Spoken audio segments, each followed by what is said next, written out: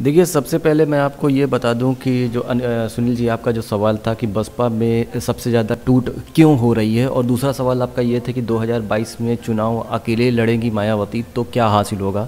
दोनों का मैं सिलसिलेवार तरीके से आपको जवाब देना चाहूँगा कि मौजूदा स्थिति जो बसपा की है वो काफ़ी दयनीय है, क्योंकि यहाँ पर जितने भी इनके पदाधिकारी थे, बड़े बड़ी जो पदों पर थे, उन सभी ने बीएसपी को छोड़ दिया है या फिर उनको निकाल दिया गया है। बीते 7 सालों में लगभग 150 से भी ज़्यादा नेताओं को पार्टी ने या तो निकाल दिया है या उन्होंने स्वतः पार्टी को छोड़ दिया है। कारण भी है क्योंकि जो पार्टी बनती है वो कार्यकर्ताओं से बनती है, और ज़मीनी हकीकत जो बसपा की है वो कहीं दिखाई नहीं देती है कि उनकी कार्यकर्ता जो हैं वो ज़मीन पर उतर कर सरकार का विरोध करें या किसी भी कार्यकलापों पर सामने आएँ। बात को झुटलाया नहीं जा सकता कि कभी देश की राजनीति में मजबूत दखल रखने वाली बीएसपी 2022 में उत्तर प्रदेश में जो चुनाव होने जा रहा है वो सबसे ज़्यादा टूट उस पर ही हो रही है। जनाधार रखने वाले एक बड़े नेता भी जो हैं वो पार्टी छोड़ दिए हैं और दूसरी पार्टी को ज्वाइन कर लिया है। आप ये समझिए कि कांग्रेस और अपना दल से भी छोटी पार्टी बन गई है, क्योंकि अब इसके पास सिर्फ 5 विधायक ही बचे हैं। 2017 में जब विधानसभा का चुनाव हुआ था तो बीएसपी ने 19 विधायक जो थे वो जीते थे, अब सिर्फ मात्र 5 विधायक ही बचकर रहे हैं। बीएसपी का जो कैडर वोट है वो तो कहीं नहीं जाएगा, ये तो मायावती को भी पता है कि बीएसपी का कैडर वोट उनको कहीं छटक के नहीं जाने वाला है। वो पूरा का पूरा जो जाटा वोट है वो उन्हीं को मिलना है। बहुजन समाज पार्टी जिस उद्देश्य से समाज पर आई थी, यानी उत्तर प्रदेश में जो सत्ता बनाई थी, अब बिल्कुल उसके विपरीत काम कर रही है, ऐसा लोगों का भी मानना है। और जो लोग छटक के दूसरी पार्टी में चले गए हैं उनका साफ तौर पे कहना है कि जो माननीय कांशीराम जी की जो पार्टी थी बीएसपी, अब वो पार्टी नहीं रही है, जिसकी वजह से उन्होंने पार्टी को छोड़ना ही बेहतर समझा है। अब मायावती की जो पार्टी है कथाकथित लोगों द्वारा संचालित हो रही है, जिसकी वजह से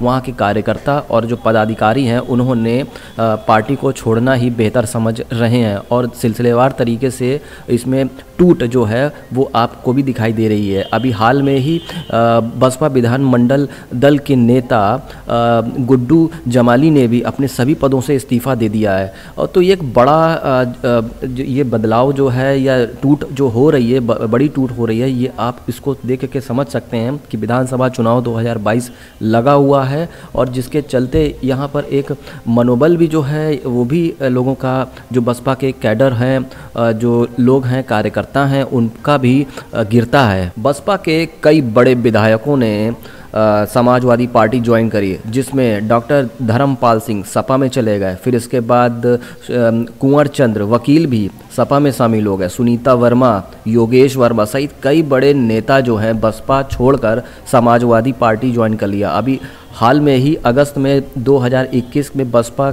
मुख्तार अंसारी के बड़े भाई ने भी अपने समर्थकों के साथ सपा ज्वाइन कर ली।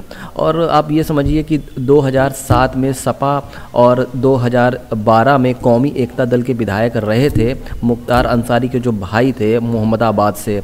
अब 2017 में बसपा के मैदान में उतरे थे, लेकिन हार का सामना करना पड़ा था। अंबिका चौधरी की भी घर वापसी हो गई है, साइकिल पर सवार हो चुके हैं। कई बड़े नेताओं की लिस्ट है जिसमें बसपा छोड़कर समाजवादी पार्टी में वो चले गए हैं, यानी पूरी की पूरी जो बसपाई थे वो अब समाजवादी पार्टी में समाहित हो चुके हैं। बसपा के कुछ अन्य नेता जो हैं वो बड़े कद्दावर नेता थे, उन्होंने अन्य पार्टियां ज्वाइन कर ली हैं। उनके भी हम आपको नाम बताते हैं। नसीमुद्दीन सिद्दीकी अब जो कांग्रेस में आ गए हैं, ठाकुर जयवीर सिंह, वेदराम भाटी, स्वामी प्रसाद मौर्य, चौधरी लक्ष्मी नारायण, फागू चौहान और धर्म सिंह सैनी जैसे बड़े दिग्गज नेता भारतीय जनता पार्टी में चले गए हैं। बाबू सिंह कुशवाहा पहले भाजपा में थे, लेकिन अब उनकी अपनी अलग एक पार्टी बन गई है। जन अधिकार पार्टी के नाम से उनकी पार्टी चल रही है, वो अपनी पार्टी चला रहे हैं और 2022 के लिए भी अब ताल ठोके हुए हैं।